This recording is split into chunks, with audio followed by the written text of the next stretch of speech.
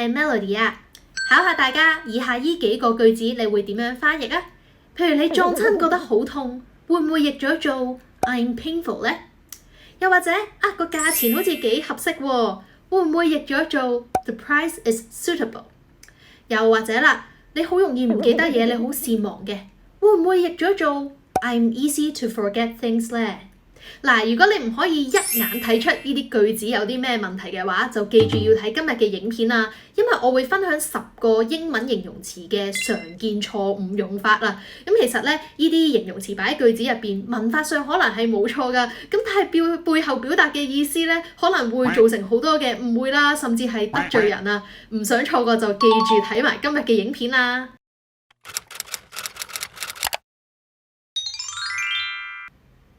第一句，我好難先瞓得着覺㗎，大家會唔會譯咗做 I'm difficult to fall asleep 呢？呢一句驟耳聽落冇咩問題啊，中文直譯去英文唔係咁譯，仲可以點譯啊？咁但係大家留意返啊 ，difficult 困難的，多數係用嚟形容一件事㗎，就好似喺呢個句子入邊，你想講嘅唔係你依個人好難啊嘛，唔係形容矮啊嘛，而係講 falling asleep。瞓着覺呢件事好難，咁所以正確嘅講法應該係 It is difficult for me to fall asleep. It is difficult for me to fall asleep. 又或者係 Falling asleep is difficult for me. Falling asleep is difficult for me. 咁你可能會話唔係喎，之前明明見過啲人用 difficult 去形容一個人㗎嘛，點解 Melody 你話係錯嘅呢？嗱，其實用 difficult 去形容人呢，就唔係錯嘅，只不過個意思就會變成形容嗰個人好難搞咯，即係佢好難相處啊。俾個例句大家參考 ，Negotiating with difficult people can be a real challenge。咁呢度咧就係講緊你同一啲好難搞嘅人談判咧，係一個挑戰嚟嘅。咁所以當你話 I am difficult 嘅時候咧，啲人咧就會覺得死啦，你係咪一個好難相處嘅人啊？所以為咗避免呢種誤會咧，大家記住咧要小心用 I am difficult 呢一個用法啊。第二句，我好容易唔記得嘢㗎，大家會唔會譯咗做 I am easy to forget things？ 嗱，同上一句嘅道理一樣啦。Easy 咧好少用嚟形容人嘅，多數係形容緊一件事啊嘛。例如呢度你想形容嘅事就係唔記得嘢啦，咁你係想講唔記得嘢呢件事好容易發生喺你身上，而唔係話你呢個人本身好 easy 啊嘛。嗱，用 easy 呢個字去形容人咧，真係要格外小心啊！你用嚟形容自己咧都冇乜所謂嘅，不過呢度嘅意思就會變成你形容自己係一個隨和嘅人。譬如人哋問你，喂，你要茶定咖啡啊 ？Do you want tea or coffee？ 咁你就可以答 I'm easy。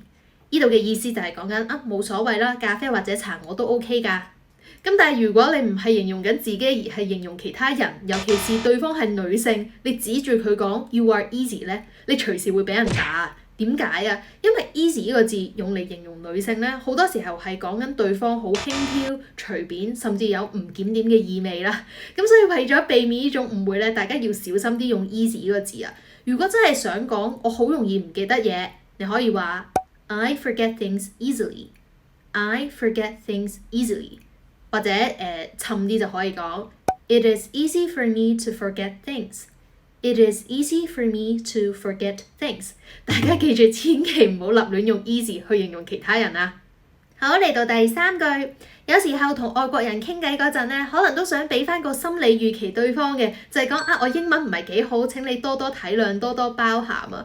咁唔知大家會唔會將我英文唔好直接譯做 My English is very poor 咧？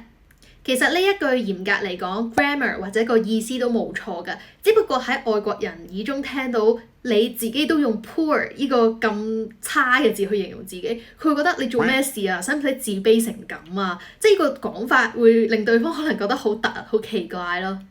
所以如果你真係想同對方表達我英文唔係咁好，簡單講一句 I'm not good at English。I'm not good at English 就已經可以啦，唔需要用到 poor 咁嚴重嘅程度去貶低自己嘅。好，嚟到第四句，譬如今日你撞親隻腳，人哋問你，喂，你痛唔痛啊？你想講我好痛啊，英文大家唔知會唔會直譯咗做 I am painful 呢？咁其實 painful 呢個字咧，如果直譯做中文咧，就唔係解疼痛的啦，而係解使人痛苦的啊。咁多數又係用嚟形容一件事啦，而唔係講一個人嘅。譬如你可以講，哇啲經歷啲教訓好慘痛啊 ，The lessons are painful. The lessons are painful. 咁如果你硬係要用 painful 呢個字去形容自己嘅話咧，即係講緊你成個人都會令人覺得痛苦咯。咁係咪講緊人哋一掂你佢就會覺得好痛咧？咁除咗你係比卡超，人哋一掂你就會觸電之外咧，我諗唔到咩情況你會話 I am painful 咯。咁所以咧，如果你真係想講自己撞親、整親好痛嘅話，多數會講 I am in pain. I'm in pain. 問人哋係咪整親，係咪好痛啊？Are you in pain? Are you in pain? 咁記住咧，唔好再亂咁用 painful 呢個字啦，因為對方如果係外國人嘅話咧，應該會覺得呢個講法好奇怪嘅。好，嚟到第5句，一個好常見嘅錯誤。當你覺得好悶嘅時候，唔知會唔會直接直譯咗做 I am boring 咧？嗱，boring 同埋 bored 雖然一個跟 ing 一個跟 ed 睇落差唔多啊，咁但係 boring 咧多數就係用嚟形容一件事㗎。譬如本書好悶啊 ，The book is boring。出戲好悶啊 ，This is a boring movie。又或者係個 lecture 好悶啊 ，The lecture is boring。咁但係當你想講你嘅感受，你覺得好悶咧，正確講法就係 I'm bored。I'm bored。咁講 I am boring， 到底文法上邊有冇錯，又或者解唔解得通咧？咁其實文法上邊嚴格嚟講係冇錯㗎，咁但係解出嚟嘅意思就係講緊你係一個沉悶嘅人咯。咁如果咧你係一個好自閉嘅人，你唔想人哋騷擾你，你唔想識新朋友，你就可以同人哋講 I am a boring person，don't talk to me。I am a boring person. Don't talk to me。咁人哋咧就一定覺得你係生人勿近啦。咁否則正常情況形容緊感受嘅，我覺得好悶。請大家用翻 bored 而唔係 boring 啊。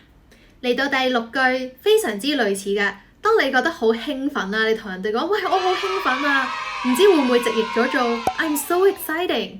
嗱，同樣道理啦 ，exciting 同埋 excited， 一個係跟 ing， 一個係跟 ed， 咁但係兩個嘅意思係唔同㗎。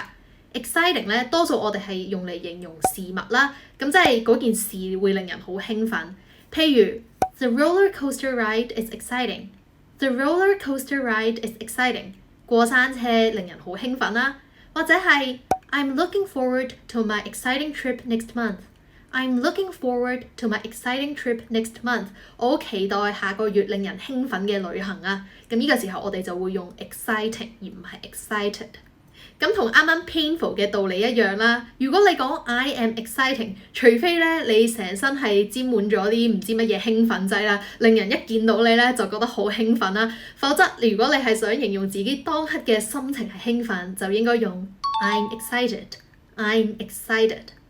好，嚟到第7句，仍然係形容緊我嘅，咁就係當夏天嚟啦，你想講哇好熱啊，會唔會直譯咗做 I'm so hot 咧？hot 咧的確可以用嚟形容人，而講 I'm so hot 咧，亦都冇文法上面嘅錯誤，只不過個意思就會變成火辣的、性感的咁解嘅。咁所以咧，你同人哋講 I'm so hot 咧，人哋會覺得你係咪一個自戀狂咧？點解無啦啦會當街當巷同人講話你自己好性感咧？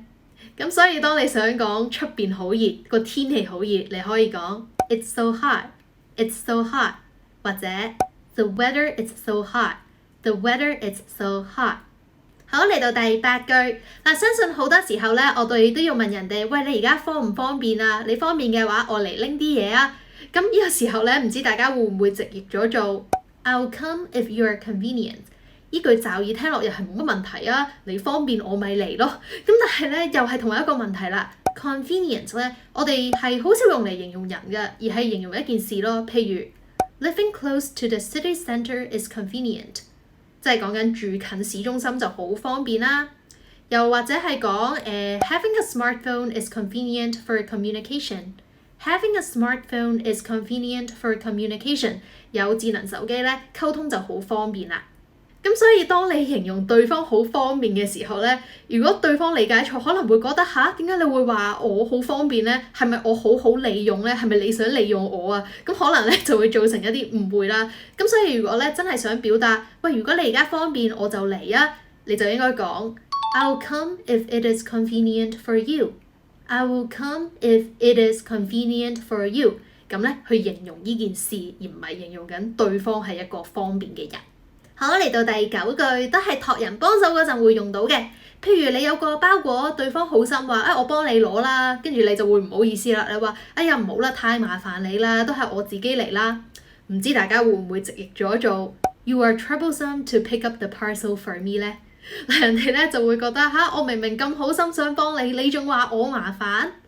咁又係啦 ，troublesome 咧係形容一件事同埋形容一個人上面嗰個意思係唔同噶。當然你可以用嚟形容人啦，譬如一啲好麻煩嘅顧客，你可以講 Mary is a troublesome customer. She always complains about everything. 咁呢度咧就係講緊個客好麻煩啦，乜嘢都投訴一餐嘅。咁但係如果你係想講去攞包裹呢件事太麻煩到人哋啦，咁你就要講 It is troublesome for you to pick up the parcel for me. I'll do it myself. It is troublesome for you to pick up the parcel for me. I'll do it myself. 咁先係表達到正確嘅意思，唔會得罪人啊。好，嚟到最後一個第10句。嗱，當你行街嘅時候咧，你可能見到樣嘢，都幾抵喎，你就會講個價錢都幾啱啊。價錢都幾啱，直譯做英文就係 The price is quite suitable。咁但係英文入邊咧 ，suitable 咧係好少搭配 price 去使用㗎，多數咧係講緊一件事係咪符合嗰個場景嘅需求。譬如你可以話 The coat is not suitable for hot weather， 即係講緊件衫好厚啊，唔啱天氣熱嘅時候着。又或者係 She wore a suitable dress for the formal occasion。She wore a suitable dress for the formal occasion。佢係一個正式嘅場合着咗適合嘅裙啦。又或者講緊可能一本書嘅程度啦。The book is suitable for children aged 6 to 8. The book is suitable for children aged 6 to 8. 如果想講一件貨物佢價格相宜嘅話，多數我哋會講 The price is right. The price is right。順帶一提如果咧想講一件嘢好貴咧，有時候大家會講 The price is expensive。好平就會講 The price is cheap。咁其實呢兩個講法咧都係唔係咁常用，甚至有啲人會覺得係錯嘅，因為 expensive 本身已經講緊嗰樣嘢好貴啦。咩叫做個價錢好貴或者個價錢好平咧？即係譯做中文你都會覺得唔合理啦，係咪？咁所以講價錢太高太低，我哋多數會配合 high 同埋 low 去使用㗎。例如 The price is high. The price is high. The price is low. The price is low。價錢合適就係 The price is right. The price is right。 好，唔知大家有冇試過因為用錯形容詞而鬧出一啲尷尬嘅場景呢？有嘅話歡迎喺下邊 comment 話俾我聽喎，或者咧有啲咩相關嘅題材想我之後拍咧，一樣可以喺下邊 comment 話俾我知。咁其實英文形容詞咧喺唔同嘅場景入邊會有唔同嘅意思啊，用錯咗咧就會好似上述嘅例子入邊啦，分分鐘咧令對方 get 唔到你嘅意思，不特止仲得罪人添啊！咁希望呢段影片咧可以幫助大家避開呢啲尷尬嘅場景啦。如果覺得今日嘅影片幫到你嘅話咧，就唔好吝嗇你嘅 like 啦，因為你哋嘅 like 同埋留言咧都係我繼續拍片嘅動力嚟㗎。咁好氹氣講多次啦，我嘅 channel 主要係分享 DSE 同埋 IELTS 嘅讀書心得、考試技巧，有時都會分享英文方面嘅小知識，或者就咁坐喺度同大家傾下偈嘅。唔想錯過我之後分享嘅精彩內容，就記住訂閱我嘅 channel， 開埋隔離個鐘仔，亦都歡迎 follow 翻我嘅幾個 Instagram 啦。咁一個咧係專門分享英文方面嘅知識啦，一個咧就係講 DSE 心得，而仲有一個咧就係我 personal 分享個人照嘅。歡迎大家幾個 IG 咧都去 follow 翻啦。好，唔咁氹氣啦，下次有機會再拍片同大家分享啦，拜拜。